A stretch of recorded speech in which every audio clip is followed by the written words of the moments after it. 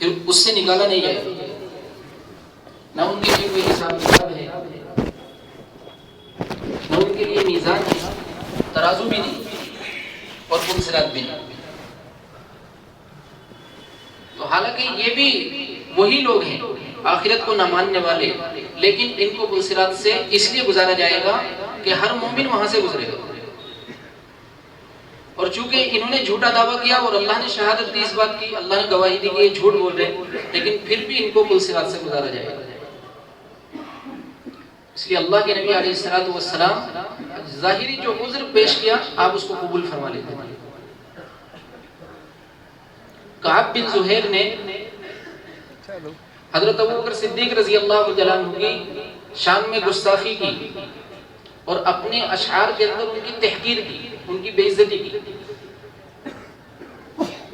تو اللہ کے نبی علیہ الصلوۃ والسلام کو پتہ چلا ان کے اشعار کا کہ انہوں نے یہ بات کہی ہے، تو اللہ کے نبی علیہ الصلوۃ والسلام بہت ناراض ہوئے اور آپ نے فرمایا کہ کعب جس کو جہاں مل جائے اس کو قتل کر دیا جائے، جو بھی اس کو جہاں پالے وہ اس کو قتل کر دے، یہ آپ نے اعلان فرما دیا۔ تو ان کے بھائی بجیر بن زہیر یہ اسلام میں داخل ہو چکے تھے اور اللہ کے نبی علیہ الصلوۃ والسلام کے ساتھ تھے، تو انہوں نے خط لکھا اور کہا کہ تمہیں امن تبھی مل سکتا ہے جب تم اللہ کے نبی علیہ الصلوۃ والسلام کے پاس آ کر اپنے ایمان کا اظہار کر دو اور کلمہ شہادت پڑھ دو۔ تو جیسے ان کو ان کے بھائی کا یہ خط ملا وہ فوراً آئے اپنے چہرے کو چھپا کر اور آ کر کلمہ شہادت پڑھا اور عرض کیا کہ اللہ کے نبی علیہ الصلوۃ والسلام اب تو مجھے امن ہے۔ تو آپ نے فرمایا کہ تم کون ہو؟ تو انہوں نے کہا کہ میں کعب بن زہیر ہوں۔ تو آپ نے فرمایا کہ اچھا تم وہ ہو جس نے وہ شعر کہے تھے، اور آپ نے حضرت ابوبکر صدیق رضی اللہ تعالیٰ عنہ سے فرمایا کہ ابو بکر انہوں نے کیا کہا تھا؟ تو حضرت ابوبکر رضی اللہ تعالیٰ عنہ نے فرمایا کہ انہوں نے یہ کہا تھا سقاک ابو بکر بکأس ردیۃ، کہ ابو بکر نے تجھے کیسا خراب پیالہ پلایا ہے، وَأَنْهَلَكَ الْمَعْمُورُ مِنْهَا وَعَلَّكَ، اور اس غلام نے تجھے بار بار پلا کر مدہوش کیا ہے۔ تو انہوں نے عرض کیا اللہ کے نبی علیہ السلام میں نے ایسے نہیں کہا تھا۔ تو آپ نے فرمایا پھر تم ہی بتاؤ تم نے کیا کہا تھا؟ تو انہوں نے کہا کہ میں نے یہ کہا تھا سقاک ابو بکر بکأس رفیۃ، حالانکہ بات انہوں نے وہی کہی تھی جو ابو بکر رضی اللہ تعالیٰ عنہ نے پڑھ کر سنائی، لیکن انہوں نے بس دال کو ہٹا کر واو رکھا اور پورا معنی بدل دیا، اس کا ردیہ کا رویہ کر دیا، خراب سے بھرا ہوا لبریز، کہ ابو بکر نے تجھے کیسا بھرا ہوا پیالہ پلایا ہے چھلکتا ہوا۔ وَأَنْهَلَكَ الْمَامُونُ مِنْهَا وَعَلَّكَ، اور پہلے معمور کہا تھا غلام، اور اب کہا معمون امن والا شخص، را کی جگہ پر نون رکھا اور کہا کہ اس امن والے شخص نے تجھے بار بار پلا کر مدہوش کیا ہے۔ تو اللہ کے نبی علیہ الصلوۃ والسلام خوش ہو گئے اور آپ نے فرمایا کہ ابو بکر واقعی امن والے شخص ہیں، اور یہ نہیں کہا کہ تم نے وہی بات کہی تھی، اور یہ بھی نہیں کہا کہ ابو بکر سچ بول رہے اور تم نے جھوٹ بولا ہے۔ آپ نے ان کے عذر کو قبول فرما لیا۔ اس لیے بزرگ عزیز دوستو، انبیاء علیہ الصلوۃ والسلام کی جو محنت قلوب پر ہوئی کہ اگر دل بدلے گا تو پھر عمل بدل جائے گا، جسم سے نکلنے والا عمل اچھا ہو جائے گا، اس لیے حکم سے پہلے یہ محنت ہوئی ہے۔ تمام انبیاء علیہ الصلوۃ والسلام نے اس پر محنت کی کہ اللہ کی ذات کا، اس کی صفات کا یقین آئے، مغیبات کا یقین آئے۔ مرنا حق ہے کیونکہ اس کو بھی جھٹلایا گیا، دوبارہ زندہ کیے جائیں گے اس کو بھی جھٹلایا گیا، حساب کتاب ہوگا اس کو بھی جھٹلایا گیا، قیامت آئے گی اس کو بھی جھٹلایا گیا۔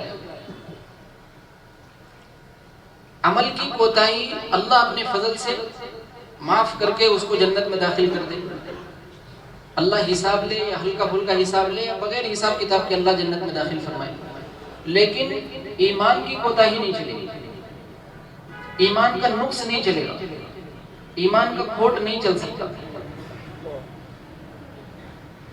اللہ نے فرما دیا قرآن پاک کے اندر کہ اللہ کے ساتھ شرک کرنے والے کی مغفرت کبھی نہیں ہو سکتی.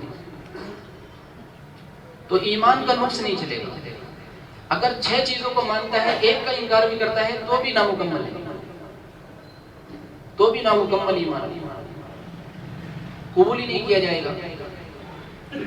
منافقین، ان کے دل کے اندر کھوٹ تھا، ان کے ایمان میں نقص تھا، اسی لیے بڑے بڑے اعمال جو تھے کرنے کے بعد بھی بڑے بڑے عمل نے ان کو کوئی فائدہ نہیں دیا. اللہ کے نبی علیہ الصلوۃ والسلام کے ساتھ ہوتے تھے تو آپ کے پیچھے نماز پڑھتے، اور سفر میں آپ تشریف لے جا رہے تو آپ کے ساتھ سفر میں ہیں، جہاد میں ہیں. بڑے بڑے اعمال ان کے پاس، لیکن ان بڑے عمل کی ذرے کے برابر قیمت نہیں لگے گی آخرت کے اندر، ذرے کے برابر بھی، کیونکہ ایمان میں نقص ہے. ایمان ہی نہیں تو عمل کا تو کوئی بھاؤ نہیں، چاہے وہ کتنا بڑا ہو. اور قابل رشک عمل رہا عبداللہ ابن ابی منافق کا،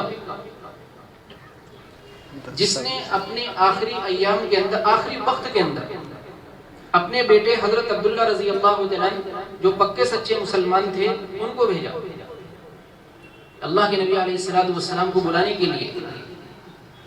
تو آپ ان کے بلانے پر تشریف لائے اور آپ نے فرمایا کہ اللہ کے دشمن ڈر گیا. تو اس نے کہا کہ نہیں، میں ڈرا نہیں ہوں، بلکہ میری ایک درخواست ہے. آپ نے فرمایا کہ بول، کیا چاہتا ہے؟ تو اس نے کہا کہ میری درخواست یہ ہے کہ اب میرا آخری وقت ہے، اس لیے میں یہ چاہتا ہوں کہ آپ اپنا تھوک، اپنا لعاب میرے منہ کے اندر ڈالیں، اور دوسری ایک گزارش اس نے یہ کی کہ آپ اپنے ملبوس میں مجھے کفن دیں. جو کپڑے آپ نے پہنے ہیں، جو کپڑا آپ کے جسم سے لگا ہے، آپ اس میں مجھے کفن دیں اور میرے جنازے کی نماز آپ پڑھائیں. تو اللہ کے نبی علیہ الصلوۃ والسلام نے اس کو قبول کیا. آپ نے لعاب بھی اس کے منہ کے اندر ڈالا، اپنے ملبوس میں اس کو کفن بھی دیا، اور آپ نے اس کے جنازے کی نماز بھی پڑھائی. حضرت عمر رضی اللہ تعالیٰ عنہ کے اعتراض کرنے کے باوجود، یاد دلانے کے باوجود، آپ نے فرمایا کہ عمر، اللہ نے منع نہیں کیا ہے، اللہ نے یہ فرمایا ہے آپ کریں یا نہ کریں. استغفر لهم او لا تستغفر لهم ان تستغفر لهم 70 مرة فلن يغفر الله لهم، کہ آپ کریں یا نہ کریں، اور آپ 70 مرتبہ بھی اس کے لیے استغفار کریں گے تو ہم ان کو معاف نہیں کریں گے. تو وہ تو اللہ معاف نہیں کرے گا، لیکن مجھے استغفار کرنے سے روکا نہیں. اگر مجھے یہ پتا ہوتا کہ 70 سے زیادہ مرتبہ اس کے لیے استغفار کرنے پر اللہ اس کی مغفرت کر دیں گے تو میں اس کے لیے 70 سے زیادہ مرتبہ استغفار کرتا. تو آپ نے لعاب بھی اس کے منہ کے اندر ڈالا، آپ نے اپنے ملبوس میں کفن بھی دیا، آپ نے اس کے جنازے کی نماز بھی پڑھائی. اور یہ جو باتیں ہیں جو اس نے کہی تھی، یہ یوں ہی نہیں کہی تھی. وہ آپ کے ساتھ رہا سفر حضر کے اندر، 10 سال تک آپ کے پیچھے نماز پڑھی ہے. اس نے 10 سال تک اللہ کے نبی علیہ الصلوۃ والسلام کے پیچھے نماز پڑھی، اور آپ کی نماز کے ایک سجدے کو آپ کے علاوہ سب کی نماز نہیں پہنچ سکتی، ایک سجدے کو. اور اس نے 10 سال تک آپ کے پیچھے نماز پڑھی ہے. تو اس نے دیکھا تھا کہ اللہ کے نبی علیہ الصلوۃ والسلام اگر اپنا تھوک ڈال رہے خشک چشمے کے اندر تو وہاں سے پانی اتنا نکلتا ہے کہ سب کی ضرورت کے لیے کافی ہو جائے، پانی پینے کے قابل نہیں ہے. اور آپ اپنا لعاب ڈالتے ہیں تو پانی میٹھا ہو جاتا ہے. پانی ہے لیکن کم ہے، آپ اپنا لعاب ڈالتے ہیں تو پانی پورا ہو جاتا ہے. اور اللہ کے نبی علیہ الصلوۃ والسلام نے فرمایا، جب حضرت طلحہ رضی اللہ تعالیٰ ان کو احد کی طرف لے کر گئے اللہ کے نبی علیہ السلام کو، تو آپ علیہ الصلوۃ والسلام کے جسم کے، حضرت طلحہ رضی اللہ تعالیٰ کے جسم سے لگنے پر آپ نے فرمایا کہ تیرے لیے جنت واجب ہو چکی ہے، تیرے لیے جنت واجب ہو گئی. تو اس نے ان ساری باتوں کو دیکھا کہ اللہ کے نبی علیہ الصلوۃ والسلام کے جسم سے جو چیز لگے گی اور وہاں پر جب حضرت طلحہ رضی اللہ تعالیٰ عنہ نے آپ کی پشت مبارک کو لگایا پتھر کی چٹان سے تو وہ مثل موم کے ہو گئی، نرم ہو گئی، پتھر کی چٹان نرم ہو گئی. تو اس نے یہ درخواست کی کہ اگر آپ کے جسم سے لگی ہوئی کوئی چیز اگر میرے جسم سے لگ جائے گی تو پھر کوئی عذاب نہیں آئے گا، آپ کا تھوک میرے منہ کے اندر چلا جائے گا تو کوئی عذاب نہیں آئے گا. اور سید الانبیاء نے خود فرمایا کہ قبر ایک اندھیرا ہے، میں جس کے جنازے کی نماز پڑھا دیتا ہوں اللہ اس کی قبر کو روشن کر دیتے ہیں. تو اس نے یہ بھی درخواست کی. تو عمل بہت بڑا ہے اس کے پاس، بخشش کا ذریعہ، لیکن جو بنیاد ہے وہ نہیں ہے جس کی وجہ سے ان کا بھاؤ ہوگا، ان کی قیمت لگے گی، وہ اس کے پاس نہیں. ایمان میں کھوٹ ہے تو ایمان کے نقص پر ہمیشہ کی جہنم ہے، ہمیشہ کی جہنم. اسی لیے جہاں پر ایمان کے جزئیات میں سے کسی ایک جز کے انکار پر بھی اگر تذکرہ ہوا ہے تو اللہ جل شانہ نے دلائل پیش فرمائے ہیں، اور وہ دلائل جن سے ماننا آسان ہو جائے. انسان جن چیزوں کو اپنی آنکھوں سے دیکھتا ہے تو ان کو جلدی مان لیتا ہے، اور جن کو نہیں دیکھتا ان کو جلدی مانتا نہیں. اسی لیے جب آخرت کے بارے میں لوگوں میں اختلاف ہوا اور لوگوں نے اس کو جھٹلایا، قیامت کے دن کو، مرنے کے بعد والی زندگی کو جھٹلایا، تو اللہ جل شانہ نے دلائل دیے اس کے، اور اللہ جل شانہ نے اپنی قدرت سے جو نشانیاں بنائی ہیں، اللہ نے آسمان کو اور زمین کو بنایا تو اللہ نے فرمایا تم دیکھو ہم نے زمین کو کیسا بچھایا ہے، زمین کو دیکھو، آسمان کو دیکھو، پہاڑوں کو دیکھو، اور زمین کے اوپر کیسے کھڑا کیا ہے، اور تم کو دیکھو ہم نے کیسا بنایا ہے، اور تمہاری نیند کو ہم نے تمہارے سکون کی چیز بنایا، تمہاری نیند کو تمہارے سکون کی چیز بنایا، رات کو تمہارا لباس بنایا، دن کو تمہارے معاش کا ذریعہ بنایا، تمہارے سروں پر 7 مضبوط آسمانوں کو بنایا، اور اس میں روشن چراغ رکھا، اور پھر پانی سے بھرے ہوئے بادلوں سے پانی کو برسایا تاکہ زمین سے غلے اور نباتات کو اللہ نکالے. ان ساری چیزوں کو تم دیکھتے ہو، جو اللہ نے یہ کیا ہے اللہ کے علاوہ کوئی بھی ایسا نہیں کر سکتا. کسی کام کا کرنا مشکل ہوتا ہے، اس کا ختم کرنا آسان ہوتا ہے.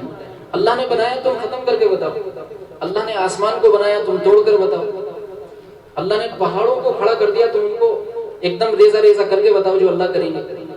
بنایا بھی ہے پھر اس کو ختم بھی کریں گے، یہ خود بخود نہیں،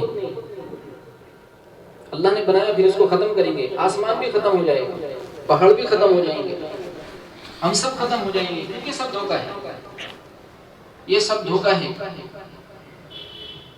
اور دھوکے سے دھوکے والی چیزوں کے اندر رکھ کر اللہ جل شانہ نے حقیقت والی چیز کی خبر دی. نظروں کے سامنے جو چیز بنائی اس کو دھوکہ خود اللہ نے بتایا، بنانے والے نے بتایا، یہ دھوکہ ہے. اور جس کی خبر دی جو ہمیں دکھلایا نہیں وہ حقیقت ہے، اور اس کی خبر دی. تو خبر اور نظر کا ٹکراؤ ہوگا انسان کے امتحان کے لیے، اس کے ایمان کے امتحان کے لیے.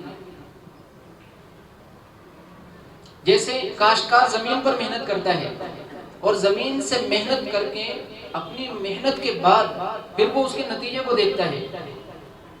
تو محنت کرنے کے بعد کسی نتیجے پر جانا تو پھر اس کا یقین یہی آئے گا کہ میں نے ایسا کیا تو ایسا ہو گیا، اگر ایسا نہیں ہوتا تو نہیں ہوتا، کیونکہ بغیر محنت کے ہوگا بھی نہیں. یہ ایک طریقہ ہے. تو کاشتکار نے زمین پر محنت کی، اور اللہ جل شانہ کی خبر یہ ہے کہ اللہ نکالتے ہیں اس کو، غلے کو اللہ نکالتے ہیں. انتم تزرعونہ ام نحن الزارعون، تم نکالتے ہو غلے کو یا ہم نکالتے ہیں. لو نشاء لجعلناہ حطاما، اگر ہم چاہیں تو کھڑی کھڑی کھیتی کو پٹاس کر دیں. انتم انزلتموہ من المزن ام نحن المنزلون، پانی کو تم برساتے ہو یا ہم برساتے ہیں. لو نشاء جعلناہ اجاجا، اگر ہم چاہیں تو اس کو کڑوا کر دیں. ایک تو یہ کہ پانی نہیں، اور ایک یہ کہ پانی ہے لیکن پینے کے قابل نہیں. پانی بھی ہے پینے کے قابل بھی نہیں لیکن ضرورت پوری نہیں کر رہا ہے. پی رہا ہے لیکن پیاس نہیں بجھ، کھا رہا ہے لیکن بھوک ختم نہیں ہو. اچھے کھانے لا رہا ہے لیکن ذائقہ محسوس نہیں کرتا. کھانے اچھے ہیں لیکن ذائقہ نہیں ہے. عیسیٰ علیہ السلام فرماتے ہیں میرا سالن میری بھوک ہے، اس لیے ذائقہ زبان میں ہے، ذائقہ کھانوں میں نہیں ہے. پیسے والا آدمی پیسے کی بنیاد پر 10 کھانوں کو جمع کر سکتا ہے، اور جس کے پاس پیسے نہیں ہیں تو اسے ضرورت کے بقدر بھی مشکل سے مل رہا ہے. لیکن فرق دونوں کے اندر یہ ہے، جو مومن ہوگا وہ سمجھے گا، اور جو مومن نہیں ہوگا تو پھر اس کو شکایت ہوگی اپنے آپ سے، پھر وہ اللہ کی شکایت کرے گا لوگوں کے اندر، اور اس کو ہمیشہ اپنے آپ سے یہ شکایت رہے گی کہ میرے ساتھ برابری نہیں ہوئی، میں غریب ہوں. حالانکہ اللہ نے اس کو ذائقہ دیا، اس کو کھانے دیا، اور دونوں میں بڑھا ہوا وہ ہے جس کو ذائقہ ملا ہے. کیونکہ اچھے کھانوں سے انسان مزے ہی لے سکتا ہے. حلق سے اترنے کے بعد سب برابر ہے. پیٹ کے اندر کیا مزہ لے گا؟ کھانے کا مزہ تو صرف زبان کی حد تک ہے. اگر منہ میں رکھ کے تھوک دیا تو اس کی طرف دیکھنا پسند نہ کرے. اگر پیٹ کے اندر گیا اور جاتے ہی قے ہو گئی تو بھی اس کی طرف دیکھنا پسند نہ کرے. تو کھانے کی لذت صرف زبان کی حد تک تھی، اور زبان میں ذائقہ اللہ نے رکھا ہے، جس کا چاہے چھین لے. اس لیے عیسیٰ علیہ السلام فرماتے ہیں کہ میرا سالن میری بھوک ہے. ایک ہوتا ہے کھانے کے ذریعے سے آدمی ایک ضرورت محسوس کرتا ہے، اور ایک آدمی اس سے لذت حاصل کرنا چاہتا ہے کہ ذرا کچھ اچھا ملے، ذرا کچھ اچھا رہے، ذرا کچھ اچھا بنے، فلاں جگہ پر اچھا بنتا ہے، تو وہ اس کو محسوس نہیں کر سکتا.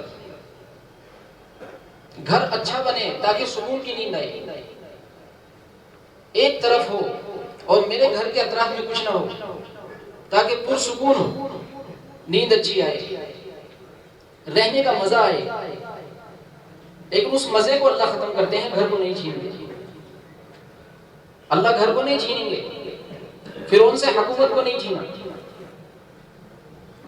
بلکہ اگر جب اللہ کا نافرمان بندہ نافرمانی پر اترتا ہے اور اللہ کی طرف سے محرومی کی مہر لگ جاتی ہے اس کے اوپر، تو پھر اللہ اس کو ڈھیل دے دیتے ہیں.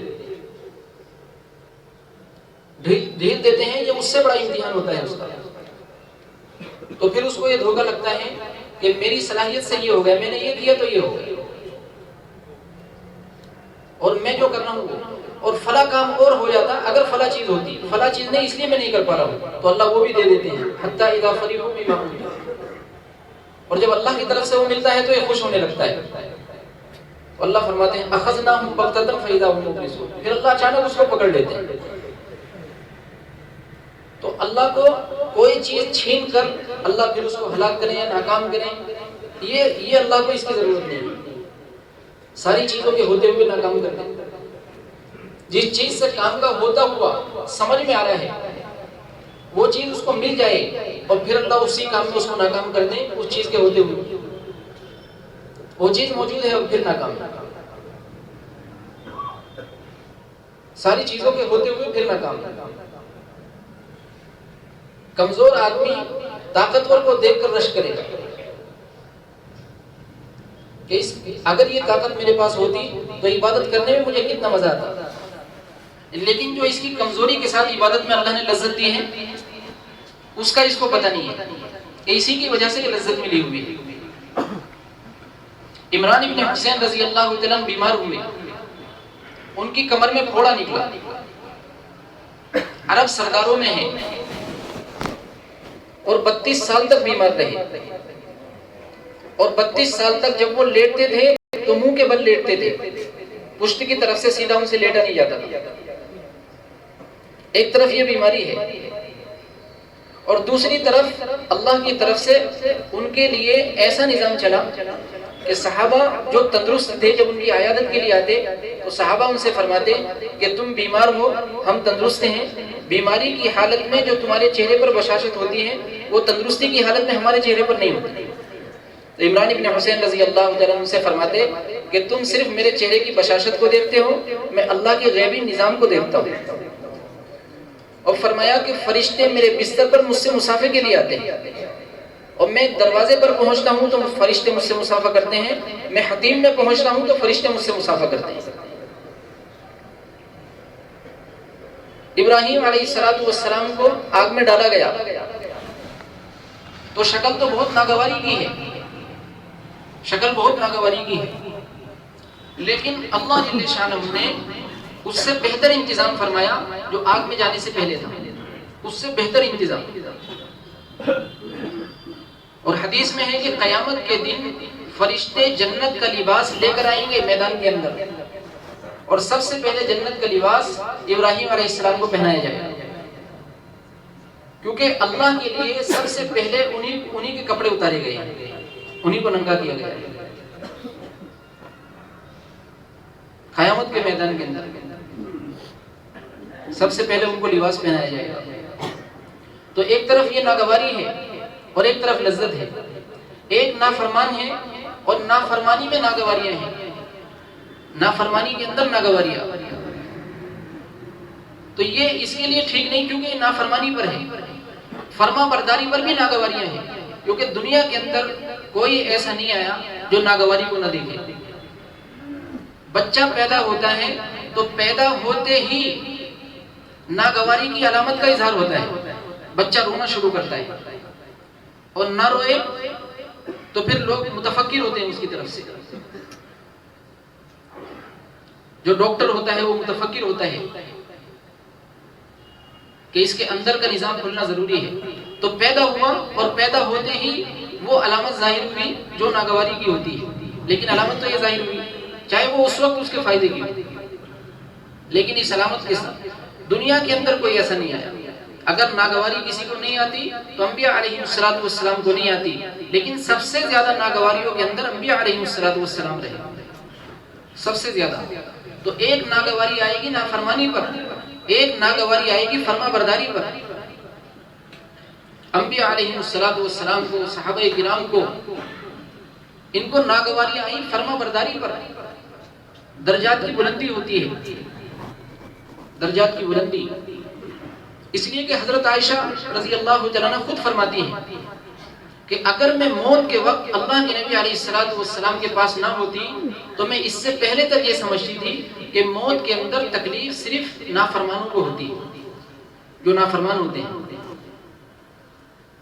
لیکن میں نے آپ کو دیکھا کہ آپ علیہ السلام کے پاس پیالہ رکھا ہوا ہے پانی کا، اور آپ اس میں اپنا ہاتھ ڈال رہے ہیں اور اپنے چہرے پر پھیر رہے ہیں، اور آپ بہت بے چین ہیں۔ تو میں نے عرض کیا کہ اللہ کے نبی علیہ السلام کیا بات ہے، آپ اتنے پریشان ہیں؟ تو آپ نے فرمایا عائشہ تمہیں پتہ نہیں موت میں کتنی تکلیف ہے،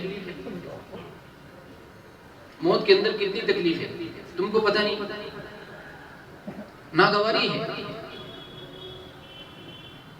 موسیٰ علیہ السلام سے اللہ نے پوچھا موسیٰ موت کے مزے کو کیسا پایا؟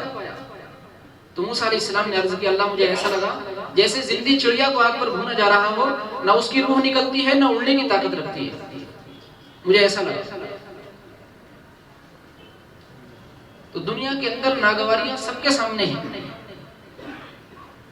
لیکن جو فرما برداری پر ناگواری ہے اور آدمی شکایت کیے بغیر اس کو برداشت کر لے کہ وہ شکایت نہیں کرتا، اس پر ہدایت کے وعدے ہیں، ہدایت کے وعدے۔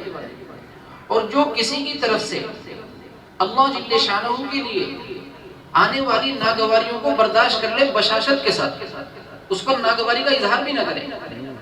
ایک ہوتا ہے کسی پریشانی کو برداشت تو کر لینا لیکن ناگواری کے ساتھ، کہا کچھ بھی نہیں لیکن ناگواری کا اظہار ہو گیا، پیشانی سے، چہرے سے، جیسے بھی، اس پر بھی وعدہ ہے۔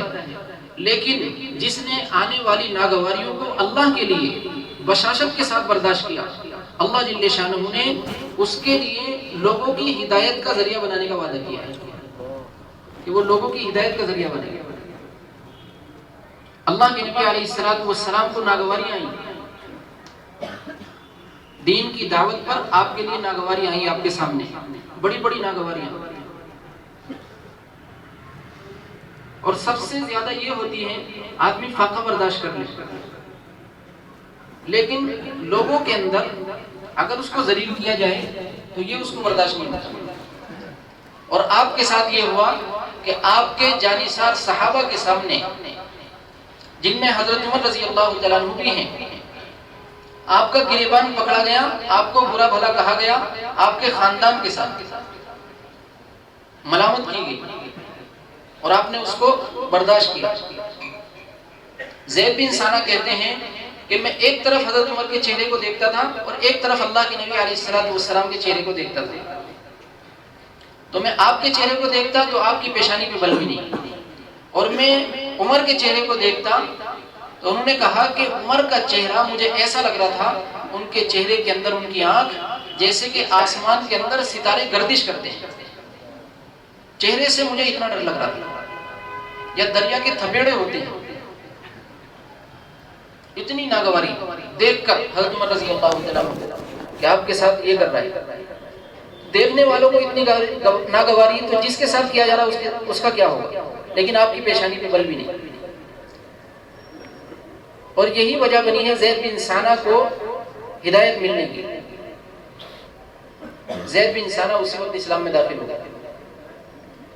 تو ناگواری ہر ایک کے سامنے ہے، فرما برداری پر بھی ہے، نافرمانی پر بھی ہے۔ ابی بن خلف کو بھی برچھا لگا، ابی بن خلف کو، اور بلال رضی اللہ تعالیٰ عنہ کو بھی مارا گیا، لیکن دونوں کے اندر فرق ہے۔ ابی بن خلف کو جو برچھا لگا تو اس کی مار کی جو ظاہری شکل تھی اس کو دیکھنے والوں نے بہت تھوڑا بتایا، خود اس کے ساتھیوں نے بہت تھوڑا، یہ تو بہت تھوڑا ہے، لیکن اس کی تکلیف کی شدت بڑی ہوئی تھی۔ تکلیف کی شدت اتنی تھی کہ جب اس کے ساتھیوں نے اس کو آر دلایا کہ یہ بہت ہلکی سی مار ہے، اس پر اتنا چلا رہا ہے، تو اس نے کہا کہ اگر تم سب پر اس تکلیف کو تقسیم کر دیا جائے تو سب مر جاؤ، اور وہ مر بھی گیا۔ اور فرما برداری پر ناگواری، بلال رضی اللہ تعالیٰ عنہ کو مار لگ رہی، لیکن بلال رضی اللہ تعالیٰ عنہ کو جس وجہ سے مارا جا رہا ہے اس وجہ کو مارنے والے ختم نہیں کر سکے، ان کو عاجز نہیں کر سکے، ان کو روک نہیں سکے۔ اور صرف یہی نہیں بلکہ بلال رضی اللہ تعالیٰ عنہ کے اطمینان کو بھی ختم نہیں کر سکے۔ جس اطمینان سے پہلے کہتے تھے اسی اطمینان سے بعد میں بھی کہتے ہیں، احد احد، وہ اطمینان۔ تو شکل ہوگی ناگواری کی، فرما برداری پر، لیکن اندر کی شدت کو اللہ ختم کر دیں گے، اور شکل اس لیے باقی رہے گی تاکہ اس پر اجر ملے، اور شدت اس لیے ختم ہو جائے گی کہ اس میں برداشت کی قوت نہیں ہے۔ تو شکل کو اس لیے باقی رکھا جاتا ہے فرما برداروں کے لیے تاکہ اس پر ان کو اجر ملے، کیونکہ کچھ لوگ ایسے بھی ہوں گے کہ جب قیامت کے دن ان کو بدلہ ملے گا تو اہل جنت بھی ان کے بدلے پر رشک کریں گے، اہل جنت، اور جب ان کو بدلہ ملتا ہوا دیکھیں گے تو وہ کہیں گے کہ ان کو کس چیز کا بدلہ یہ مل رہا ہے، کاش کہ ہمیں بھی یہ بدلہ مل جاتا، اگرچہ اس کے بدلے میں دنیا کے اندر ہمارے جسموں کو کینچیوں سے قطر دیا جاتا، لیکن ہمیں بھی یہ بدلہ مل جاتا۔ اہل جنت رشک کریں گے۔ تو اللہ جل شانہ اپنے فرما بردار بندوں پر ناگواریاں اس لیے ڈالتے ہیں کہ ناگواری کی شدت کو بھی اللہ ختم کر دیتے ہیں، نقشے کو باقی رکھتے ہیں تاکہ آخرت میں اس کا بدلہ ملے، اور آخرت میں اس کا بدلہ ملے گا، اللہ اس کا بدلہ دیں گے، کیونکہ بدلہ دنیا کے اندر نہیں ملے گا، دنیا میں ایک نیکی کا بدلہ بھی نہیں سما سکتا، پوری دنیا اتنی چھوٹی ہے کہ ایک نیکی کا بدلہ پوری دنیا میں نہیں آ سکتا۔ تو اللہ جل شانہ نیکیوں کا بدلہ اپنے بندوں کو آخرت میں دیں گے، جو انہوں نے دنیا کے اندر ناگواریاں برداشت کی ہیں حکم کے پورا کرنے پر۔ اور یہ مومن کی سوچ یہ ہوگی، جس کے پاس ایمان ہوگا اس کی یہ سوچ ہوگی، اور جس کے پاس ایمان نہیں ہوگا اس کی سوچ وہ ہوگی کہ ایک جھوٹ بولنے پر کوئی پریشانی نہیں دکھ رہی، اور ایک جھوٹ بولنے پر راحت بہت بڑی دکھ رہی ہے، کتنا بڑا نفع دکھ رہا ہے ایک جھوٹ کے بولنے پر، تھوڑا دھوکہ دینے پر اتنا بڑا نفع دکھ رہا ہے۔ اور اگر ایسا نہ کریں تو پھر ہم اتنے بڑے نفع سے ہاتھ دھو رہے ہیں، یہ اتنا بڑا نفع ہم کو نہیں مل رہا، یہ دکھ رہا ہے۔ لیکن مومن کی سوچ دوسری ہوتی ہے، مومن کی سوچ یہ ہوتی ہے کہ اللہ جل شانہ نے دنیا کے اندر اگر مجھے تجارت کرنے کے لیے مجبور بھی کیا ہے، مجھے کرنا ہے، میرے اندر ایسے حاجت اللہ نے رکھی ہے، وہ ضرورتیں لگائی ہوئی ہیں، تو مجھے اس کام کے کرنے کے لیے مجبور کیا ہے، اور وہ اس لیے نہیں کیا کہ میری ضرورت اسی کے ذریعے سے اللہ پوری کریں گے، لیکن مجھے کرنے کے لیے مجبور اس لیے کیا تاکہ اس کے اندر اللہ میرا امتحان لے۔ مومن کی سوچ یہ ہوتی ہے، تو وہ حکم کو پورا کر کے نفع کے چھوٹنے پر بھی خوش ہو جائے گا، وہ خوش اس بات پر ہوگا کہ جس مقصد کے لیے میں نے کیا تھا اس میں مجھے کامیابی ملی، کہ اللہ مجھے یہ دیکھنا چاہتے تھے میں اس میں سچ بولتا ہوں یہ جھوٹ، اور میں نے سچ بولا، تو وہ خوش ہو جائے گا۔ کیا ملا کیا چھوٹا، نہ اس پر اس کو خوشی ہوگی نہ غم ہوگا۔ اور اگر کبھی اس سے یہ حکم ٹوٹ جائے تو پھر وہ رنجیدہ ہو جائے گا، کسی کا حق اس کے اوپر آ جائے تو رنجیدہ ہو جائے گا، اس کا حق بھی دے گا، معافی بھی مانگے گا، کیونکہ اس کے سامنے آخرت ہے۔ تو مومن یہ سوچ رکھتا ہے، ایمان والا یہ سوچ رکھتا ہے کہ میں اگر اللہ کا حکم اس سے پورا ہو گیا تو میں کامیاب ہوا، اور اگر حکم ٹوٹ گیا ساری دنیا مل جائے اس کے بدلے میں تو میں ناکام ہو گیا۔ اس لیے مومنین کی پہلی صفت یہی بتلائی ہے، اللہ کے حکم کو، اور حکموں میں بڑا حکم نماز، کہ نماز کو اچھے طریقے سے پڑھنے والے، خشوع خضوع کے ساتھ پڑھنے والے، وہ کامیاب ایمان والے، وہ دنیا اور آخرت کے کامیاب لوگ ہیں۔ قد افلح المؤمنون الذين هم في صلاتهم خاشعون، وہ دنیا اور آخرت کے کامیاب لوگ ہیں جو اپنی نماز کو خشوع خضوع کے ساتھ پڑھنے والے ہیں، اپنی نماز کو جاندار بنا کر پڑھنے والے ہیں۔ اگر نماز میں اللہ کے نبی علیہ السلام کی اطاعت ہے تو یہ حکم ہے، یہ حکم کا پورا کرنا ہے، اور یہ دین ہے۔ اور اگر آپ علیہ السلام کا اتباع نہیں، آپ کی اطاعت نہیں، تو پھر یہ حکم نہیں بلکہ اس کی اپنی چاہت ہے، یہ اس کی اپنی ایک خواہش ہے جس کو یہ پورا کرنا ہے۔ حضرت علی رضی اللہ تعالیٰ عنہ نے عید کے دن عیدگاہ کے اندر فجر کی نماز کے بعد، عید کی نماز سے پہلے ایک آدمی کو نفل پڑھتے ہوئے دیکھا، تو حضرت علی رضی اللہ تعالیٰ عنہ نے فرمایا یہ نماز نہیں پڑھنا، یہ اپنی چاہت پوری کر رہا ہے۔ تو اس نے نماز مکمل کر کے کہا کہ علی مجھے امید ہے اللہ نماز پڑھنے پر مجھے جہنم میں داخل نہیں کریں گے۔ تو حضرت علی رضی اللہ تعالیٰ عنہ نے فرمایا کہ بے شک اللہ نماز پڑھنے پر تجھے جہنم میں داخل نہیں کریں گے، لیکن سنت کے خلاف کرنے پر اللہ تجھے جہنم میں داخل کر دیں گے۔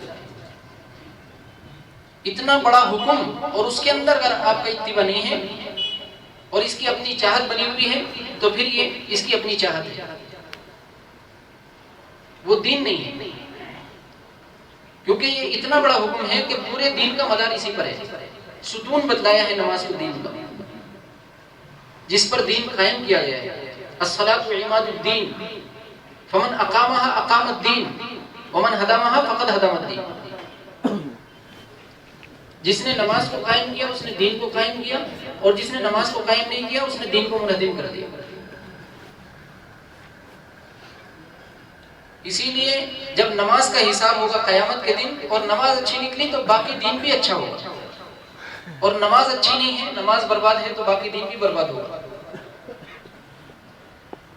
اس لیے اپنی نماز کو جاندار بنانا، نماز کو سیکھنا۔ آپ علیہ السلام نے نماز کو سکھلایا، اور آپ نے فرمایا ایسی نماز پڑھو جیسے مجھے پڑھتے ہوئے دیکھتے ہو، صلو کما رأیتمونی اصلی، جیسے مجھے نماز پڑھتے ہوئے دیکھتے ہو ایسی نماز پڑھو، کیونکہ نماز اتباع کا نام ہے، اطاعت کا نام ہے۔ نماز کے اندر قرآن پڑھا جا رہا ہے اور ہماری توجہ اس طرف نہ ہو، اور ہماری سوچ یہ بن جائے کہ جیسا آتا ہے ویسا کر لو، اللہ بڑا معاف کرنے والا ہے، حدیث کے اندر اللہ کے نبی علیہ الصلوۃ والسلام نے ایسی سوچ رکھنے والے کو بے وقوف بتایا، کیونکہ انسان نتیجے کا تو مکلف نہیں ہے لیکن کوشش کا مکلف ہے، کوشش کا مکلف ہے، اور اللہ جل شانہ اپنے بندے کی کوشش کو ہی دیکھیں گے، کوشش کو ہی دیکھیں گے اللہ، اور اس کی کوشش کی حقیقت کو دیکھ کر اللہ جل شانہ فضل فرما کر اللہ جل شانہ اس کی مغفرت کا ذریعہ اسی اس کی کوشش کو بنائیں گے اپنے فضل سے۔ نہیں تو نتیجے کا اگر مکلف ہو تو کوئی آدمی ایک عمل کو اللہ کے سامنے ایسا بنا کر پیش نہیں کر سکتا پوری زندگی کے اندر کہ وہ یہ کہہ دے کہ یہ عمل ایسا ہے کہ اس کو قبول کرنا ہی ہے، یہ تو قبول ہو گیا یا یہ میری مغفرت کا ذریعہ ہے۔ ایک آدمی بھی کوئی ایسا نہیں جو اب کسی ایک عمل کو پوری زندگی میں ایسا بنا کر پیش کر دے۔ اللہ کے نبی علیہ الصلوۃ والسلام نے فرمایا تم میں سے کوئی بھی اللہ کی رحمت کے بغیر جنت میں نہیں جائے گا۔ تو صحابہ نے عرض کیا ولا انت یا رسول اللہ، اللہ کے نبی علیہ السلام آپ بھی نہیں جا سکتے؟ آپ نے فرمایا ولا انا، میں بھی نہیں جا سکتا، الا ان یتغمدنی اللہ برحمتی، مگر یہ کہ اللہ اپنی رحمت میں مجھے چھپا لے گا۔ تو آدمی ایک لیکن کوشش ہے بندے کی صحیح، اس کا اس کو مکلف بنایا ہے، اور اللہ اپنے بندے کی کوشش کو دیکھیں گے۔ تو قرآن کو سیکھے، نماز کے اندر جو ہمیں قرآن پڑھنا ہے اس کو سیکھا جائے، صحیح کیا جائے، علماء کے پاس جا کر اور علم کو حاصل کیا جائے ادب کے ساتھ، ادب کے ساتھ۔ حضرت علی رضی اللہ عنہ فرماتے ہیں کہ جس نے مجھے کوئی ایک بات بھی سکھلائی ہے، ایک آیت بھی سکھلائی ہے، ایک لفظ بھی سکھلایا ہے، تو میں اس کا اوڑھنا بچھونا ہوں، وہ چاہے مجھے اوڑھ لے یا بچھا لے۔ کہیں کہا کہ میں اس کا خادم ہوں، کیونکہ بے ادبی سے علم تو حاصل ہو سکتا ہے، علم کا فائدہ حاصل نہیں ہو سکتا، علم کا فائدہ نہیں پہنچ سکتا، یعنی وہ علم اس کو فائدہ نہیں دے گا، وہ اس کے دل میں نہیں اترے گا، زبان کا حصہ بن سکتا ہے، اس لیے اس کو سیکھا جائے۔ اللہ کے نبی علیہ الصلوۃ والسلام نے فرمایا کہ قرآن کو سیکھو، عبداللہ رضی اللہ عنہ فرماتے ہیں کہ قرآن کو سیکھو، علم کو سیکھو اور لوگوں کو سکھاؤ۔ قرآن کو سیکھو، لوگوں کو سکھاؤ، علم کو سیکھو اور لوگوں کو سکھاؤ، اور فرض احکام کو سیکھو اور لوگوں کو سکھاؤ۔ پھر آپ نے فرمایا کہ میں عنقریب اٹھا لیا جاؤں گا، اور پھر آپ نے فرمایا کہ میرے بعد علم بھی اٹھا لیا جائے گا، اور پھر یہ ہوگا کہ ایک فرض کے بارے میں دو لوگ آپس میں جب اختلاف کریں گے تو علم نہ ہونے کی وجہ سے کوئی تیسرا آدمی نہیں ملے گا جو ان کی رہبری کر سکے۔ اور دوسری حدیث میں آپ نے فرمایا کہ علم کو اللہ ایسے نہیں اٹھائیں گے کہ لوگوں کے دل اور دماغ سے اللہ ختم کر دیں۔ دوسری حدیث ہے کہ علم کو اللہ ایسے نہیں اٹھائیں گے کہ لوگوں کے دل اور دماغ سے ختم کر دیں، علم کو اللہ ایسے اٹھائیں گے کہ علماء کو ایک ایک کر کے اللہ اٹھائیں گے، اور جب سارے علماء ختم ہو جائیں گے تو لوگ جہالا کو پھر اپنا سردار بنائیں گے، ان کے پاس جائیں گے، ان کو اپنا سردار بنائیں گے، پھر ان سے مسائل پوچھیں گے، اور پھر وہی جن کے پاس علم نہیں ہے پھر وہ لوگ ان کی رہبری کریں گے اور ان کو فتوے دیں گے، یہاں تک کہ آپ نے فرمایا پھر یہ ہو جائے گا کہ وہ خود تو گمراہ تھے، ان کو بھی گمراہ کرنے والے بن جائیں گے۔ یہ آپ نے فرمایا۔ اسی لیے تو اللہ کے نبی علیہ الصلوۃ والسلام نے یہ ارشاد فرمایا ہے، حالانکہ ہم دیکھیں کہ ہم کمائی کی برکت کو سمجھیں گے زیادہ محنت پر یا بڑے بزنس پر، اور اللہ کے نبی علیہ الصلوۃ والسلام نے فرمایا کہ اللہ میری امت کی برکت کو ختم کر دیں گے جب میری امت علماء سے ربط کو ختم کر دے گی۔ سیاتی زمان علی امتی یفرون من العلماء والفقہاء، میری امت پر عنقریب ایسا زمان آئے گا جب یہ علماء سے جو دین کی سمجھ رکھنے والے ہیں ان سے بھاگے گا۔ فَيَبْتَلِيهِمُ اللَّهُ تَعَالَى بِثَلَاثِ بَلِيَّاتٍ، اور جب یہ ہوگا تو اللہ 3 مصیبتوں کے اندر ان کو مبتلا کر دے گا، اور سب سے پہلے یہی آپ نے فرمایا الاول یرفع البرکۃ من کسبہم، سب سے پہلے اللہ ان کی کمائیوں سے برکت کو ختم کر دے گا، والثانی یسلط اللہ تعالی علیہم سلطانا ظالما، اور دوسرے علماء سے کٹنے کی مصیبت یہ ہوگی کہ اللہ ظالم حکمراں کو ان کے اوپر مسلط کر دیں گے۔ والثالث یخرجون من الدنیا بغیر ایمان، اور تیسری مصیبت جو سب سے بڑی ہے وہ یہ ہوگی کہ ایسے لوگ دنیا سے بے ایمانی کی حالت میں چلے جائیں گے۔ اس لیے آپ نے فرمایا کہ اگر کچھ بھی نہیں کر سکتے، علم بھی حاصل نہیں کر سکتے، عالم بھی نہیں بن سکتے، اس کو سن بھی نہیں سکتے، تو کم سے کم اس سے محبت ہی کرنے والے بن جائیں۔ اغدو عالما او متعلما او مستمعا او محبا ولا تكن الخامسة فتهلك، پانچویں قسم کے مت ہو جانا، نہیں تو ہلاک ہو جاؤ گے۔ والخامسة ان تبغض العلم واهله، اور پانچویں قسم کے نہ بنو، نہیں تو ہلاک ہو جاؤ گے۔ وہ قسم یہ ہے کہ تم علم اور اہل علم سے بغض رکھنے والے مت بنو، نہیں تو ہلاک ہو جاؤ گے۔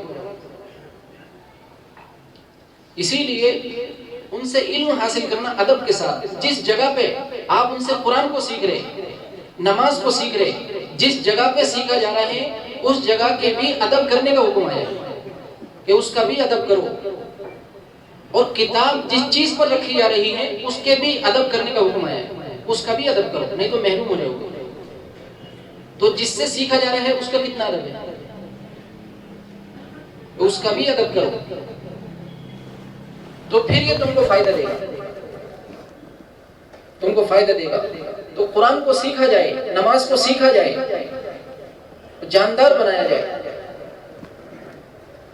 اگر ایک آدمی کو بہت بڑے عمل کی توفیق ملی ہے، بہت بڑے عمل کی توفیق، نماز اچھی ہے، قرآن اچھا ہے، دھیان کے ساتھ بھی پڑھ رہا ہے، لیکن اس کی زبان، اس کا بولنا، اس کے الفاظ یہ ٹھیک نہیں ہے، اس کے ذریعے سے فساد پھیلاتا ہے، لوگوں کو تکلیف پہنچاتا ہے، تو یہ جو اس نے اتنے بڑے بڑے اعمال کیے ہیں، جو کام کیے ہیں، یہ اس کے بدلے میں کم پڑ جائیں گے۔ پوری زندگی کے یہ اعمال اس کے بدلے میں کم پڑ جائیں گے، جب یہ بدلہ دے گا اس کا، یہ کم پڑ جائیں گے۔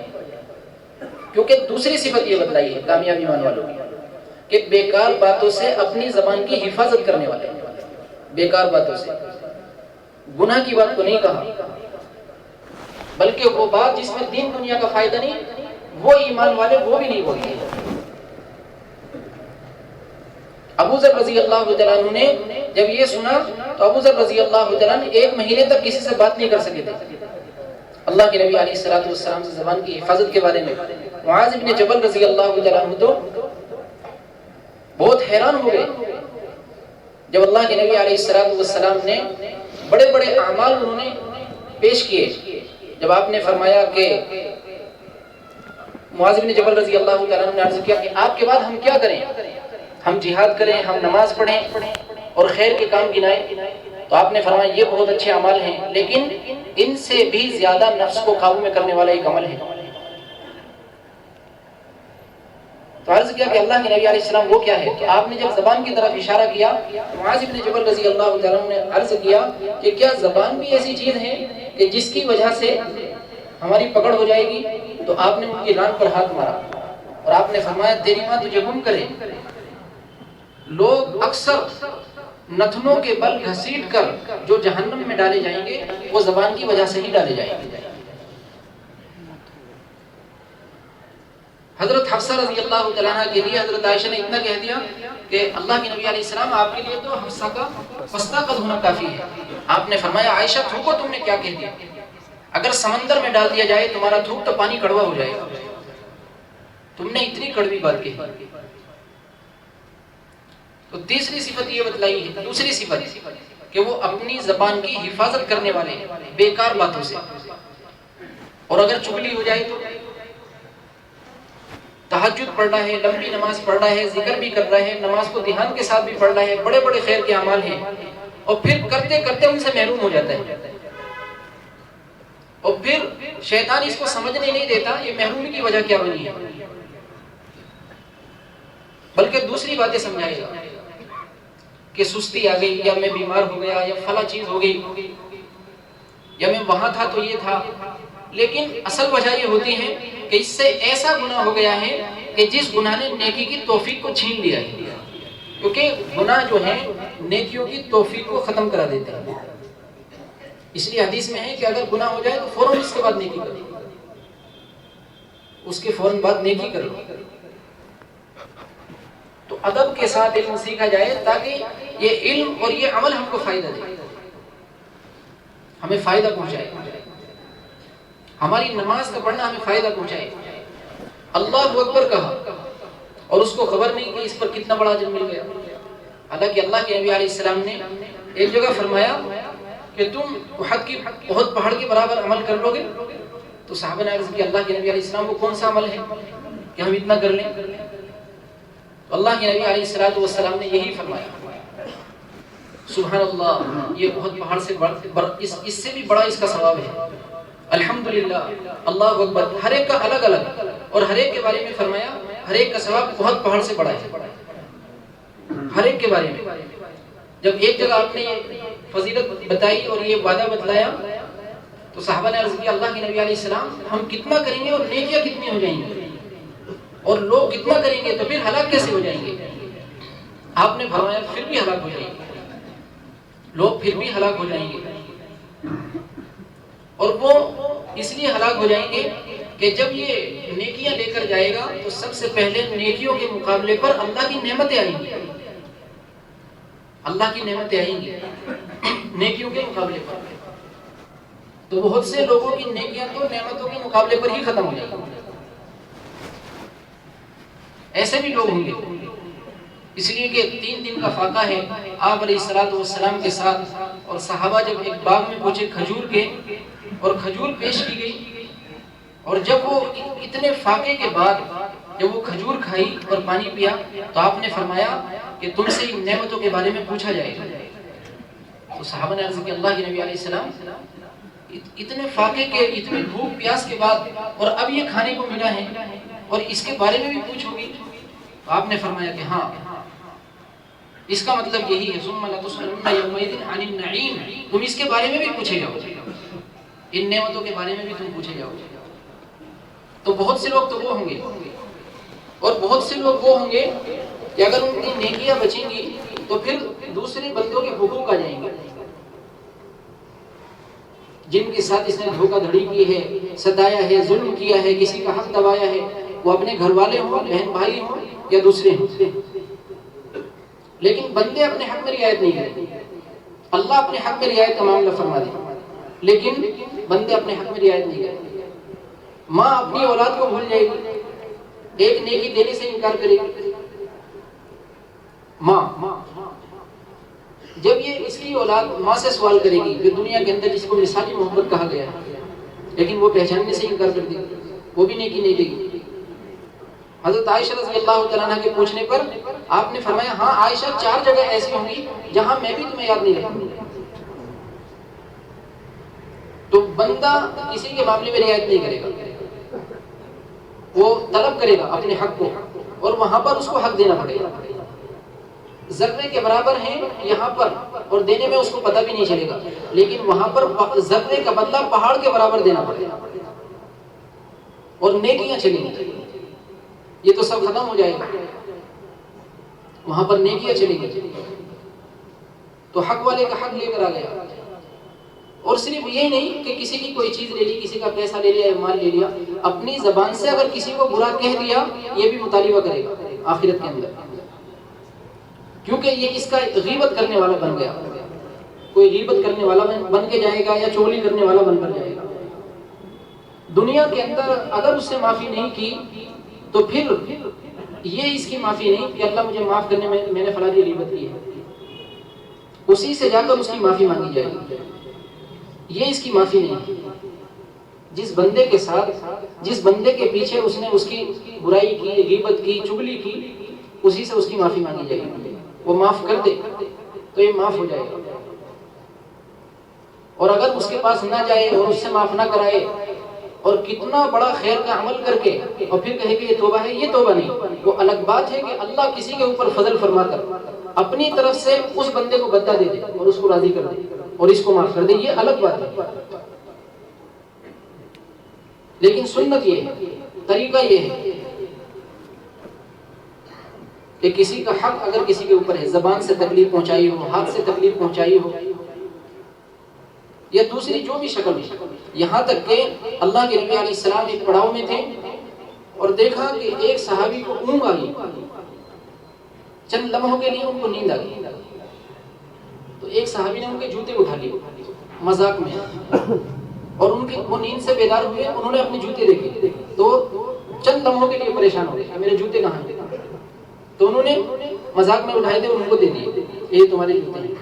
اللہ کے نبی علیہ السلام نے ان صحابی سے فرمایا کہ اپنے بھائی کو تکلیف پہنچانے کا بدلہ آخرت میں کیا دو گے؟ اللہ کے سامنے اس کا کیا جواب دو گے جو تم نے اپنے بھائی کو تکلیف پہنچائی ہے؟ اور ہم مذاق کے نام پر کچھ بھی اپنے بھائی کو بول دیں، یا اس کی غیبت کر دیں، یا اس کی چغلی کر دیں، یا اور تکلیف پہنچا دیں، اور پھر احساس بھی ہمیں اس کا نہ ہو۔ ایک آدمی نے شراب پی لی تو وہ سمجھ مارا یہ بہت بڑا گناہ ہے، اور یہ سمجھنے والا اس کو اتنا حقیر جان رہا ہے کہ بہت بڑا گناہ گار ہے، دنیا کا بدترین انسان ہے، اور اس نے جو کسی کی غیبت کی ہے یا کسی کی نہیں، اس کے عمل کو دوسرے آدمی سے جا کر کہا۔ حیات الصحابہ کے اندر ہے، ایک آدمی نے کسی کو کسی گناہ کے اندر دیکھ لیا، مثال کے طور پر اس نے اس کو شراب پیتے ہوئے دیکھ لیا، اور دیکھ کر بس فلاں آدمی سے کہہ دیا کہ وہ شرابی ہے، یا اس کی کسی برائی کا اس نے اس سے تذکرہ کر دیا، تو یہ کہنے والا اس برائی کے کرنے والے سے زیادہ برا ہے۔ برائی کا تذکرہ کرنے والا، اپنے بھائی کی برائی کا تذکرہ کرنے والا، برائی کے کرنے والے سے زیادہ برا ہے۔ وہ اس نے کیا ہے اور اس کو پتا ہے کہ یہ گناہ ہے، توبہ کی توفیق مل سکتی ہے، اور کم سے کم گناہ ہے اس پر تو شرمندہ ہوگا، لیکن اس کو تو یہی نہیں پتا کہ اس نے یہ گناہ کیا ہے، تو شرمندہ کیسے ہوگا؟ اور جس کو اپنے سے کمتر جان لیا اس سے معافی مانگنے کا سوال ہی پیدا نہیں ہوتا، اور تبھی تو اس نے اس کا برائی سے تذکرہ کیا کہ یہ اس کو حقیر سمجھتا ہے۔ حالانکہ حکم یہ ہے کہ ہر ایک کو اپنے سے بہتر سمجھو، ہر ایک کو اپنے سے بہتر سمجھو، اور اگر دل نہیں مانتا تو کم سے کم یہی سمجھ لو کہ اللہ جل شانہ نے تمام انسانیت میں چھانٹ کر اللہ کے نبی علیہ الصلوۃ والسلام کی امت کے لیے لوگوں کو چھانٹا ہے، اور یہ سید الانبیاء کی امت میں ہے، تو اللہ نے اس کو اس امت میں پیدا کیا تو کچھ تو اس کے اندر خوبی ہوگی، اور اللہ ہی جاننے والا ہے اس کے اندر کیا خوبی ہے، تبھی تو اللہ نے اس کو اس کے اندر پیدا کیا، اور اس کے کون سا عمل اللہ کو اس کا پسند آئے اور اللہ اس کے لیے کیا فیصلہ کر دے، اور میری کون سی بات اللہ کی ناراضگی کا سبب بنے اور میرے لیے کیا فیصلہ ہو جائے۔ اس لیے حضرت مولانا اشرف علی تھانوی لکھتے ہیں کہ میں ہر شخص کو اپنے سے بہتر سمجھتا ہوں، ہر شخص کو میں اپنے سے بہتر سمجھتا ہوں، اور آگے فرمایا کہ احتمالاً میں کافر کو بھی اپنے سے بہتر سمجھتا ہوں کہ پتہ نہیں اس کو کب توفیق ملے اور کب کہاں چلا جائے۔ کسی کو کمتر اور حقیر نہیں سمجھنا، کمتر اور حقیر سمجھنے پر ہی صرف اس نے اس کو کمتر سمجھا اور حقیر سمجھا۔ اسی لیے تو اللہ کے نبی علیہ الصلوۃ والسلام حالانکہ آپ کسی کافر کو بھی اگلی صف میں رہتے ہوئے مارنا پسند نہیں کرتے تھے، لیکن کعب بن زہیر کے لیے جو آپ نے اعلان فرمایا کہ اجازت ہے ہر ایک کو جس کو جہاں ملے اس کو قتل کرو، یہی بات تھی کہ انہوں نے حضرت ابوبکر صدیق رضی اللہ تعالیٰ عنہ کی تحقیر کر دی، اپنے اشعار کے اندر ان کی ہجو کر دی۔ اس لیے بزرگ عزیز دوستو، ہر ایک کو اپنے سے بہتر سمجھنا، اپنے آپ کو کمتر سمجھنا۔ اللہ کے نبی علیہ الصلوۃ والسلام کی تواضع، عاجزی، انکساری کا حال یہ ہے کہ آپ علیہ الصلوۃ والسلام فاتحانہ شان کے ساتھ مکہ مکرمہ میں داخل ہو رہے، جہاں سے آپ کو ایسے نکالا گیا تھا کہ آپ حسرت بھری نظر سے بیت اللہ کو دیکھ رہے تھے مڑ مڑ کے، اور آپ کہہ رہے ہیں اگر میری قوم مجبور نہیں کرتی میں تجھے کبھی نہیں چھوڑتا، تو اور آپ کا پیچھا بھی کیا جا رہا ہے، لیکن آپ اسی کے اندر فاتحہ شان کے ساتھ داخل ہو رہے، مقابلے کی کسی میں ہمت نہیں ہے۔ تو اللہ کے نبی علیہ الصلوۃ والسلام کی تواضع کا حال یہ ہے کہ آپ کی داڑھی مبارک کوٹنے کی کوہن سے لگی ہوئی ہے، آپ نے اپنے سر کو اتنا جھکایا ہوا ہے، اور آپ کی زبان مبارک پر یہ کلمات ہیں، لا الہ الا اللہ وحدہ انجز وعدہ ونصر عبدہ وحزم الاحزاب وحدہ۔ کہ یہ میرا کمال نہیں ہے، یہ تو تنی تنہا میرا اللہ کا کمال ہے۔ اسی نے اپنے وعدے کو پورا کیا ہے، اسی نے اپنے بندے کی، اپنے غلام کی مدد کی ہے، اور اسی نے تنی تنہا نے تمام لشکروں کو ہرایا ہے۔ صرف ایک کی زبان پر یہ بات آئی، ایک صحابی کی زبان پر یہ بات آئی، الیوم یوم الملحمہ، آج بدلے کا دن، خون بہانے کا دن ہے۔ آپ نے جھنڈا ان سے لے کر ان کے بیٹے کو دیا اور آپ نے فرمایا یہ کہو الیوم یوم المرحمہ، آج رحمت کا دن ہے، آج بخشش کا دن ہے۔ تواضع، عاجزی، انکساری، اللہ کے سامنے اللہ کے نبی علیہ الصلوۃ والسلام ایسا بیٹھ کر کھاتے تھے جیسے کوئی غلام کھاتا ہے۔ ٹیک لگا کے آپ نے کھانا نہیں کھایا، ٹیک لگا کے اللہم انی عبدک ابن عبدک ابن امتک، اللہ میں تیرا غلام، میرا باپ بھی تیرا غلام، میری ماں بھی تیری غلام۔ ایک آدمی آیا اور آپ کے روب سے کانپنے لگا، آپ نے فرمایا تو اس سے ڈرتا ہے، تو اس سے گھبراتا ہے اور اس سے ڈرتا ہے، اس سے کانپتا ہے جو ایسی ماں کا بیٹا ہے جو گوشت کو سکھا کر کھا لیا کرتی تھی۔ یہ صفات قبولیت ہیں، صفات قبولیت، کیونکہ یہ صفات نبوت ہے۔ حلم ہے، بردباری ہے، قوت برداشت، اس پر بھی اللہ نے ہدایت کے فیصلے کیے ہیں۔ اشد رضی اللہ تعالیٰ اسلام میں داخل ہوئے، آپ نے فرمایا کہ تیری دو باتیں اللہ کو بہت پسند ہیں۔ تو انہوں نے عرض کیا کہ اسلام لانے سے پہلے تھی یا اسلام لانے کے بعد؟ آپ نے فرمایا کہ اسلام لانے سے پہلے ہی تیری دو باتیں اللہ کو بہت پسند ہیں۔ تو انہوں نے اللہ کا شکر ادا کیا کہ تمام تعریف اس اللہ کے لیے ہے کہ جس نے مجھے اس خصلت پر پیدا کیا ہے جو اسے پسند ہے۔ قوت برداشت، یہ بڑی صفت ہے، یہ بڑی صفت ہے، یہ صفات نبوت میں سے ہے۔ صفات قبولیت، صفات نبوت صفات قبولیت ہے۔ اس لیے بزرگ عزیز دوستو، اپنے عمل کو خالص کرنا اللہ کے لیے، نہیں تو بدلہ نہیں ملے گا، اتنا بڑا عمل کیوں نہ ہو، اس پر بدلہ نہیں ہے۔ اور قیامت کے دن کہہ دیا جائے گا کہ جس کے لیے کیا تھا اسی سے جا کر بدلہ لے۔ اور اللہ علیم بذات الصدور ہے، اللہ سے کوئی بات چھپ نہیں سکتی، اللہ دلوں کو دیکھیں گے۔ جس نے جس مقصد کے لیے جو کام کیا ہے وہی اس کا بدلہ ہے، وہ اسی کے لیے ہے۔ اس لیے اپنی نیت کو خالص کرنا، محض اللہ کی رضا، محض اللہ کی رضا اور محض اللہ کے لیے اس کو کرنا، اس میں کوئی غرض شامل نہ ہو، تب اس کی قیمت بنے گی اور آخرت میں اس کا بہترین بدلہ ملے گا۔ اور بزرگ عزیز دوستو، جس سطح کا ایمان ہوگا اسی سطح کا دین ہوگا، جس سطح کا ایمان ہے اس سطح کا دین ہے۔ اور ایمان کے لیے ایمان کی محنت ہے، ایمان کے لیے ایمان کی محنت ہے۔ اگر محنت نہیں ہے، کاشتکار زمین پر محنت کرنا چھوڑ دے، بنجر ہو جاتی ہے، بنجر ہو جائے گی۔ ایسے ہی آدمی اگر ایمان کی محنت چھوڑ دے تو آخرت سے غافل ہو جائے گا، غافل۔ کتنا بڑا اللہ کی ناراضگی والا کام کر کے بھی ذرے کے برابر خوف نہیں ہوگا، ذرے کے برابر خوف نہیں ہوگا۔ اور صحابہ رضوان اللہ تعالیٰ علیہ اجمعین، جن سے اللہ نے وعدہ کر لیا ہے جنت کا، اور ان کے لیے بشارت اللہ کے نبی علیہ الصلوۃ والسلام نے سنائی، تو وہ بشارت کے بعد، سننے کے بعد پھر ان کو وہی ڈر اور خوف پیدا ہو جاتا تھا کہ پتہ نہیں اس کے بعد ہم سے کیا ہوگا، اور پھر اس کے بارے میں ہمارے ساتھ کیا معاملہ ہوگا۔ بہت واقعات ایسے ہیں۔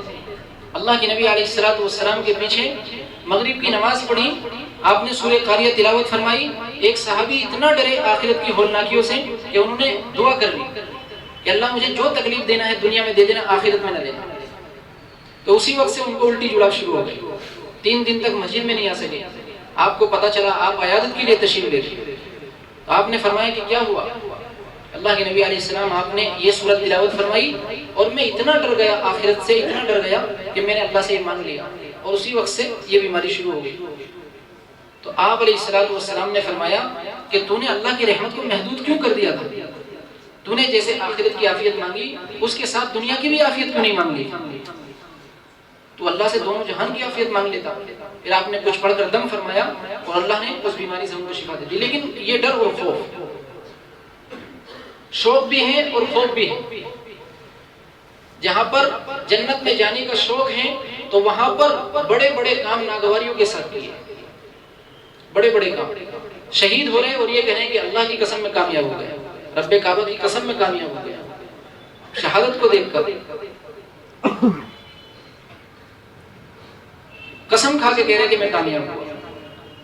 اللہ کے راستے میں جا رہے ہیں اور ضرورت کی چیز نہیں، نہ سواری ہے اور نہ کھانے کی کوئی چیز اور نہ لڑنے کے لیے کوئی چیز، اور اللہ کے راستے میں جا رہے ہیں. اور اللہ سے شکایت نہیں بلکہ اللہ کی تعریف ہے، ان کی زبان پر اللہ کی تعریف ہے. زخم لگا ہوا ہے اور ایک انصاری صحابی آواز لگا رہے کیا وہ اللہ کے دین کے لیے، اور وہ اسی کے اندر ہے، اسی لڑائی کے اندر ہے، اور ان کو زخم لگا ہوا ہے. وہ عقیل انصاری رضی اللہ عنہ زخم لگا ہوا پیٹ کو کہ اٹھ نہیں سکتے. عبداللہ ابن عمر رضی اللہ عنہ وہاں سے گزرے تو ان سے کہا کہ ابن عمر مجھے سہارا دو، کھڑا کرو، مجھے جانا ہے. کیونکہ جہاں سے آواز لگی ہے اس نے کہا کہ انصار آؤ اللہ کے دین کی مدد کے لیے، تو مجھے اس آواز پر جانا ہے. تو ابن عمر رضی اللہ عنہ نے فرمایا کہ تم تو معذور ہو، تم چل نہیں سکتے، زخم لگا ہوا ہے. تو انہوں نے فرمایا کہ جب آواز لگائی تھی، جس نے آواز لگائی تھی اس نے یہ نہیں کہا کہ جو معذور ہے وہ نہ آئے، اس نے تو انصار کو آواز لگائی ہے اور میں انصاری ہوں.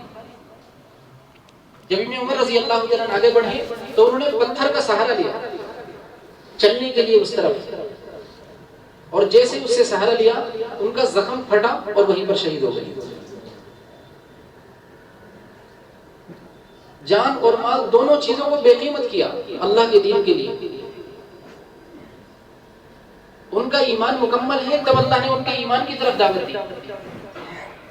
ان کا دین اللہ کو پسند ہے تب ان کے اتباع کی دعوت دی. والذین اتبعوہم بإحسان رضی اللہ عنہم ورضوا آمنوا کما آمن الناس. صحابہ کو معیار ہدایت بھی بتایا ہے، صحابہ کو معیار ہدایت بھی بتایا ہے.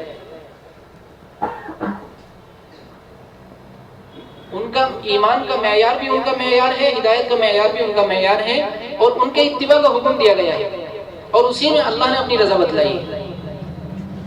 تو یہ قربانی جو انہوں نے دی ہے یہ ہمارے اور آپ کے لیے اور اللہ کے نبی علیہ السلام کی امت کے لیے اللہ کو راضی کرنے کے لیے دی ہے. ہم اپنے بارے میں غور کریں، ہماری زندگی پیش ہو جائے گی اللہ کے سامنے ایک دن. کوئی ہمیشہ کے لیے دنیا کے اندر آیا نہیں، ہمیں جانا ہے، اللہ کے سامنے کھڑے ہونا ہے، پوری زندگی سامنے آ جائے گی، پوری زندگی کا حساب کتاب دینا ہے. اس لیے دنیا کے اندر رہ کر اپنے ایمان پر محنت کریں تاکہ دین ہماری زندگی کے اندر آئے، اور پھر دنیا سے ہم اس حال میں جائیں کہ اللہ ہم سے راضی ہو. یہ بڑا کامیاب انسان ہے. وہاب بن قابوس رضی اللہ تعالیٰ عنہ کی اس قربانی پر اللہ کے نبی علیہ السلام اتنا خوش ہوئے کہ جب آپ نے ان کو دفن فرمایا، وہ شہید ہوئے تھے احد کے اندر. جب آپ کے پاس کوئی تھا نہیں تو یہ آئے اور ایک جماعت آئی حملے کے ارادے سے. آپ نے فرمایا جو اس جماعت کو مجھ سے بھگا دے، منتشر کر دے، وہ جنت میں میرا ساتھی ہوگا. تو انہوں نے تنے تنہا نے پوری جماعت کو بھگایا. دوسری مرتبہ ایسا ہوا، آپ نے یہ بشارت دی. تیسری مرتبہ بھی ایسا ہوا، پھر تنے تنہا نے پوری جماعت کو بھگایا. تو آپ نے ان کو بشارت سنا دی، جنت میں اپنی معیت کی. تو پھر انہوں نے کسی چیز کا انتظار نہیں کیا اور نہ پھر آپ نے کوئی تقاضا ان کے سامنے رکھا. تلوار لی اور لڑتے رہے یہاں تک کہ شہید ہوئے. پھر آپ نے ان کا جنازہ سامنے رکھ کر اس کی نماز پڑھائی اور پھر آپ نے ان کو دفن فرمایا اور ان کی قبر پر کھڑے ہو کر اللہ کے نبی علیہ السلام نے اللہ سے دعا مانگی اور آپ نے عرض کیا اللہ میں وہاب سے راضی ہوں، تو وہاب سے راضی ہو. حضرت عمر رضی اللہ تعالیٰ وہاں پر موجود تھے. حضرت عمر رضی اللہ تعالیٰ رشک کرنے لگے اور کہنے لگے کاش یہ جنازہ میرا ہوتا کہ اس کو اتنی بڑی فضیلت حاصل ہوئی ہے. اور پھر سب سے آخری بات یہ کہ اللہ کے نبی علیہ السلام اللہ سے عرض کرتے کہ اللہ میں راضی ہوں، اور جس سے اللہ کا نبی راضی ہو گیا اللہ بھی اس سے راضی ہے، اور جو اللہ اس کے رسول کی رضا کے ساتھ جا رہا ہے یہ کتنا کامیاب آدمی ہے. اس لیے رشک ہو تو موت اس حال میں آئے کہ اللہ راضی ہو، یہ ہماری کامیابی ہے. اور اللہ نے اپنی رضا صحابہ کے اتباع میں بتلائی ہے. اور صحابہ کرام رضوان اللہ تعالیٰ علیہم اجمعین اپنے ایمان میں بھی کامل ہیں اور دین میں بھی کامل ہیں۔ اس لیے ہم بھی بزرگ عزیز دوستوں اس دین اور ایمان کی محنت کے ساتھ دنیا کے اندر اپنی زندگی گزاریں تاکہ اللہ جل شانہ فضل فرماتا یہ دین اور ایمان ہمیں اس کی حقیقت کے ساتھ عطا کرتا ہے۔ اس کے لیے بھائی ہمت اور حوصلے کے ساتھ اپنے نام کو پیش کریں اور بتائیں کون اللہ کے راستے میں جانے کے لیے تیار ہے۔